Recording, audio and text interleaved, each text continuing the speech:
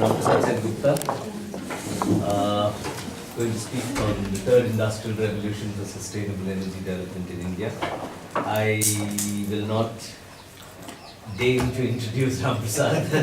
We were just discussing, he joined here in 1976 and has been here now, was here till 2012 and now is back with us as an emeritus professor. And was earlier in industries, a steel man, but then migrated into being an environment and development person. So, Ram Prasad. Thank you, Chandu.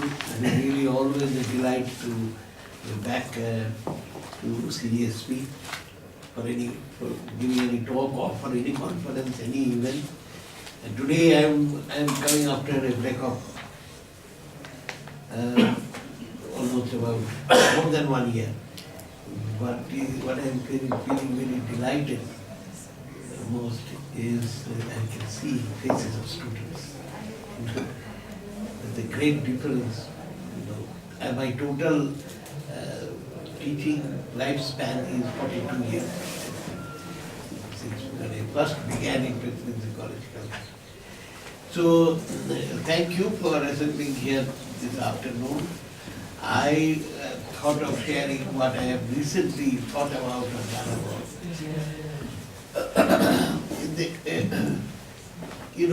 Please don't get scared if you anywhere find that well. There are 97 slides in the presentation. I will use only a subset of them. That is for various, because energy is such a subject, it has got various facets. So I will not discuss all the aspects. But, what is this third industrial revolution? Has it happened? No, it has not happened. It is being anticipated. What is this first or second?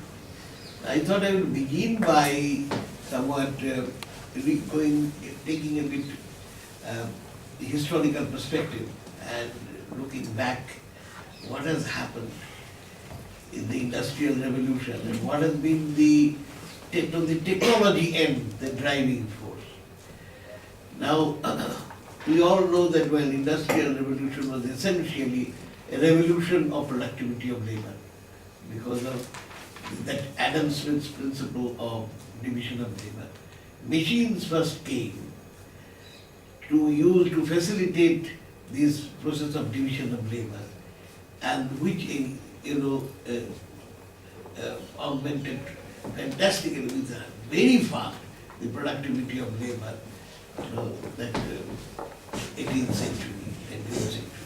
But what made introduction of machine possible? There comes the role of energy. It was energy which was driving the machine. Now this history of third or first or second is essentially what has been the form of the energy resource which has been used in the different phases of history, and how that has mattered, things to be very different. So Let's use the method. now industrial revolution in its various phases has been induced by the discoveries of different energy resources and associated technologies for their transformation, because energy resources as they are available in nature, you cannot directly use them, they have to be transformed and in some other form which can be used for the purpose of your work to be done. And these uses have been very innovative, and that is why we call them discoveries or innovations. There has been also, very interestingly, a convergence of new communication technology along with that of energy technology, energy resources, energy technology. The two have developed, one has influenced the other, and the two together, it was a synergy of the two, that which resulted in a completely new social and economic, the impact has been such, not only the productivity of labor, but also it had its impact on social and economic organization, human capital formation, knowledge capital development. So the two together and led to, now, what is first industrial revolution? Now, this first revolution revolved around coal and steam energy. That is James Watt, right? What it led to? It led to the development of railways. That is one. Factory system of production, this division of labor, but in what kind of mode, institutional mode or, the organizational mode, it was what a factory system required.